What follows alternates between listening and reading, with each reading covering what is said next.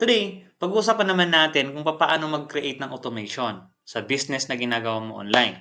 So, nung mga nakaraang araw, tinuro ko sa inyo paano mag-create ng page, paano mag-manage ng page. Ngayon naman, okay, tuturo ko sa inyo paano naman mag-automate, okay, ng business. Para at least kahit papaano, kahit ikaw busy ka sa trabaho mo, kahit ikaw busy ka sa kung ano-anong bagay diyan sa ginagawa mo, okay, merong sasagot sa mga inquiries, sa mga future inquiries sa business mo. Okay? So, kasi darating yung panahon, darating yung time na hindi mo mapipigilan, dadami at dadami ang mag inquire ang magtatanong dyan sa business mo. What if busy ka? What if hindi mo lahat kaya sagutan dahil marami na? Let's say for example, sabay-sabay 1,000 yung nag-inquire sa'yo. Diba? So, ang tendency, hindi mo na siya kayang masagot. Kaya naman, ito, tuturo ko sa inyo, okay, sa mga video na gagawin ko, tuturo ko sa inyo paano mag-automate ng business nyo. But ngayon, siguro, tuturo ko muna sa inyo, papakita ko muna sa inyo, ano yung mga tools. Ano yung mga tools na gagamitin natin, okay, para ma-automate natin yung business na ginagawa mo. Okay, ready ka na ba? Okay, kung ready ka na, okay, papakita ko sa inyo ano yung mga tools. Ganito. So, basically, simple lang. Gagamit lang tayo ng pancake, bootcake, webcake, at POS. Okay? So, marahil nagtataka ka, ano ba yung mga pancake, webcake, bootcake na yan, POS na yan? Marahil ngayon pa lang ito narinig, itong mga tools na to, but don't worry, i-explain ko to sa inyo isa-isa. Okay? So, pancake, ulitin ko, pancake. Under sa pancake, meron siyang web cake. Okay? Meron siyang POS at meron siyang boot cake. Okay? Ito yung mga tools na gagamitin natin para nang sa ganun ay ma-automate natin ang negosyo na ginagawa natin online. Okay?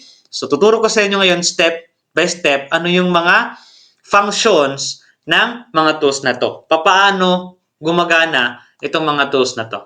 Okay? So, yun. Number one, pancake. By the way, itong pancake na to, isa siyang company na kung saan nagpo-provide siya ng mga tools na gagamitin natin sa business natin para nang sa ganon ay mas scale up natin yung business na meron tayo. Meaning to say scale ay mas mapataas natin yung resulta, yung benta, okay, ng business natin. Kasi ganoon naman talaga di ba? Yun naman talagang pinaka number one goal natin is magkaroon ng benta at mas mapalaki pa.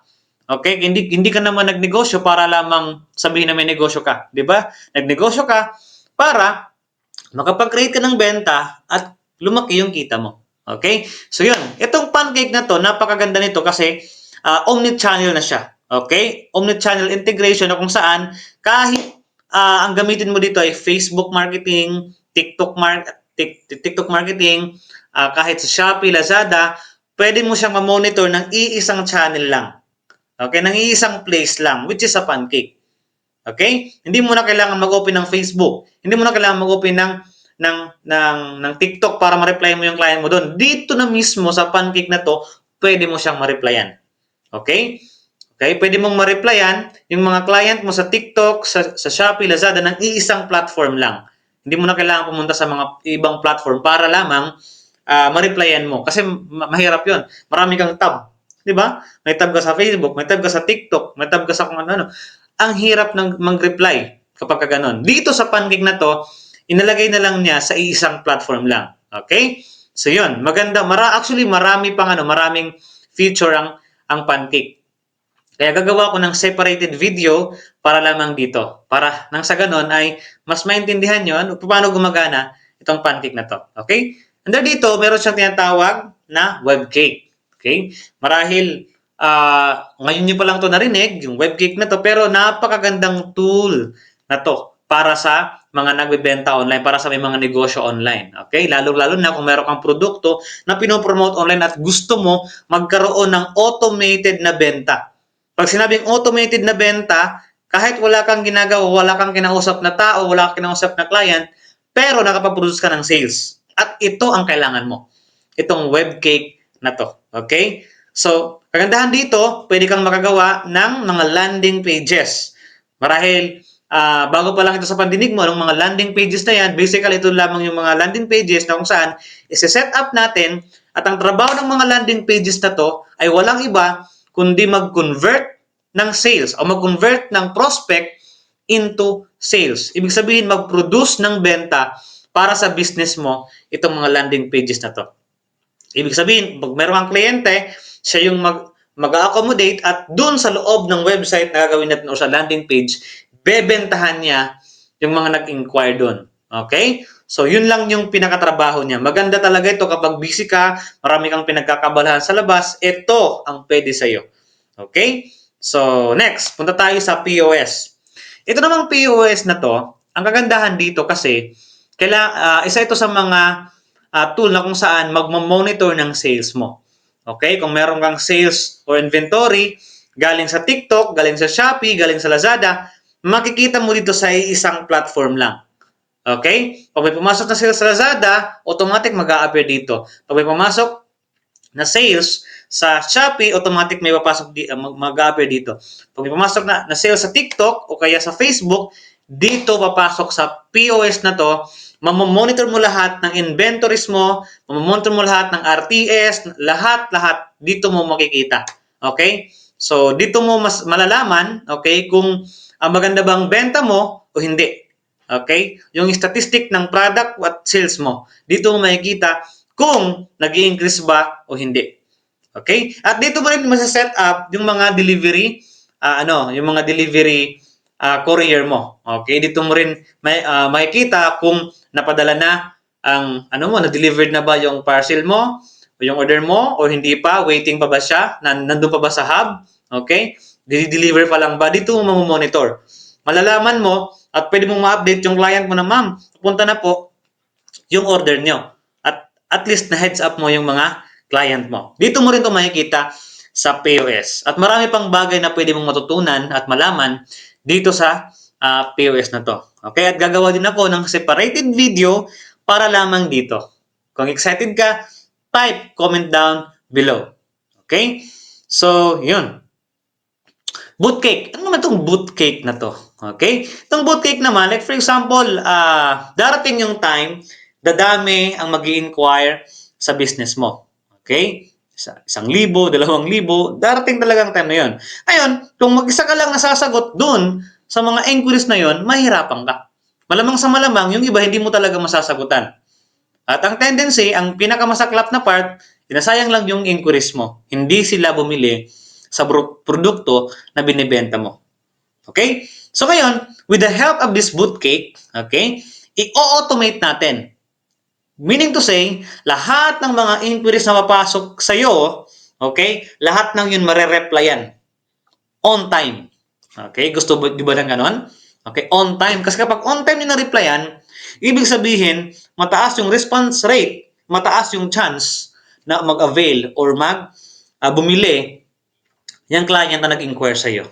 Okay? Ang kagandahan din kasi dito sa bootcake na to, okay, kasi kaya din natin mag-set up ng automated chat at automated comments.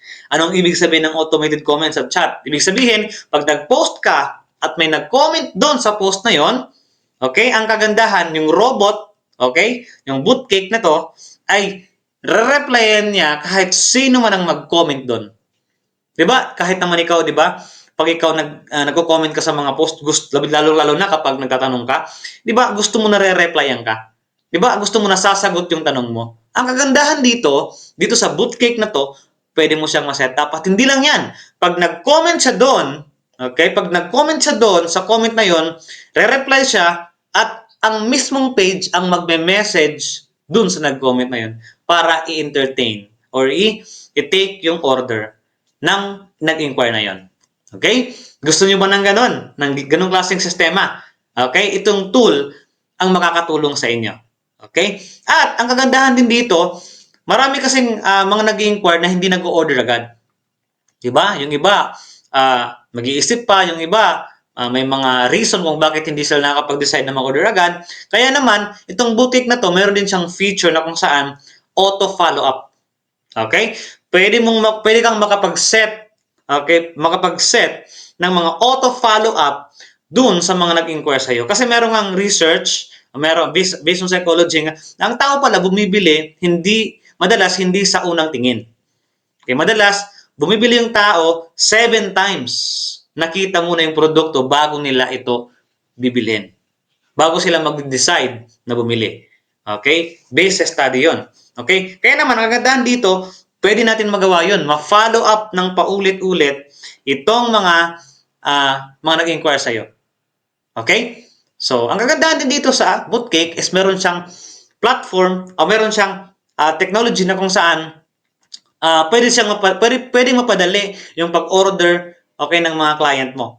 So for example, pwede kang gumawa ng web form doon sa loob ng Messenger para at least hindi na sila kailangan pang mag-type ng maraming mahabang details para sa order nila, kundi magta-type na lang sila at automatic isi-send nila yung order nila na parang na-order sila sa website kahit sa loob ng Messenger.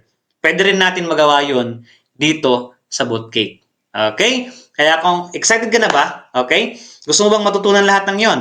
Okay? Gusto mo bang malaman at matutunan paano ito i-apply dyan sa product mo, dyan sa business na ginagawa mo? Sigurado, gamit ang mga tools na to, may scale up yung sales ng business mo. Okay? At gagawa din ako ng separated na video para dito, para matulungan ka namin dyan sa business na ginagawa mo. Kung interesado ka, please comment down below, I am interested, para at least pag nag-upload kami, ma-update ka namin regarding sa mga content na i-upload namin dito sa Facebook page na to. Okay? Hopefully nakatulong sa ito. Hopefully excited ka sa mga susunod na mga topic na pag-uusapan natin dito sa page na to. Don't forget to like and follow, okay? And comment down below dito sa page na to. Follow mo na rin yung page na to para nang sa ganun ay at saka i-share mo na rin yung page na to para nang sa ganun ay mas marami pang matuto kagaya mo. Okay? So, sa ngayon, yun lang muna. Thank you so much sa panonood and see you sa next video.